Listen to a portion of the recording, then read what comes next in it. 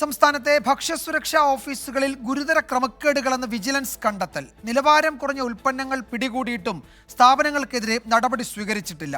വൻകിട ഉൽപ്പാദകർക്ക് ലൈസൻസ് അനുവദിച്ചതിലും ക്രമക്കേട് കണ്ടെത്തി. കടുത്ത നടപടി ആവശ്യപ്പെട്ട് സർക്കാരിന് റിപ്പോർട്ട് നൽകുമെന്ന് വിജിലൻസ് അറിയിച്ചു. ഭക്ഷ്യസുരക്ഷാ കമ്മീഷണറേറ്റ് ഉൾപ്പെടെ 67 ഓഫീസുകളിലാണ് വിജിലൻസ് മിന്നൽ പരിശോധന നടത്തിയത്. രഹസ്യവിവരത്തിന്റെ അടിസ്ഥാനത്തിലാണ് ഓപ്പറേഷൻ അപ്പറ്റൈറ്റ് എന്ന പേരിൽ വിജിലൻസ് ഭക്ഷ്യസുരക്ഷാ ഓഫീസുകളിൽ പരിശോധന നടത്തിയത്. ഇന്നലെ രാവിലെ 11 മണിക്ക് ആരംഭിച്ച പരിശോധന രാത്രി വരെ നീണ്ടു. ഗുരുതര ക്രമക്കേടുകളാണ് വിജിലൻസ് കണ്ടെത്തിയത്. നിലവാരം കുറഞ്ഞ ഭക്ഷ്യ ഉൽപ്പാദകരെ കണ്ടെത്തിയിട്ടും നടപടി സ്വീകരിക്കുന്നില്ല. നടപടി ഒഴിവാക്കാൻ പരിശോധനാ ഫലവും ഫയലുകളും പൂഴ്ത്തി. വൻകിട ഭക്ഷ്യ ഉൽപ്പാദകർക്ക് ചെറുകിട കച്ചവടക്കാർക്കുള്ള രജിസ്ട്രേഷൻ നൽകി. പല സ്ഥലങ്ങളിലും ലൈസൻസ് സംബന്ധിച്ച റെക്കോർഡുകൾ സൂക്ഷിക്കുന്നില്ല.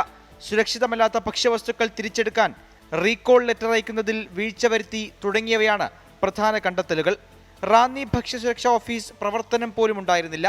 എറണാകുളം ഉൾപ്പെടെ 10ഓളം ഭക്ഷ്യസുരക്ഷാ അസിസ്റ്റന്റ് കമ്മീഷണറുടെ ഓഫീസിൽ ഉൾപ്പെടെ പരാതി പരിഹാരം കൃത്യമായി നടക്കുന്നില്ലെന്നും വിജിലൻസ് കണ്ടെത്തി.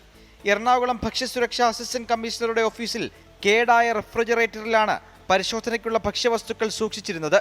തുടർ നടപടിക്ക് ശുപാർശ ചെയ്ത് അടിയന്തരമായി സർക്കാരിന് റിപ്പോർട്ട് സമർപ്പിക്കുമെന്ന് വിജിലൻസ് അറിയിച്ചു. 24 തിരുവനന്തപുരം.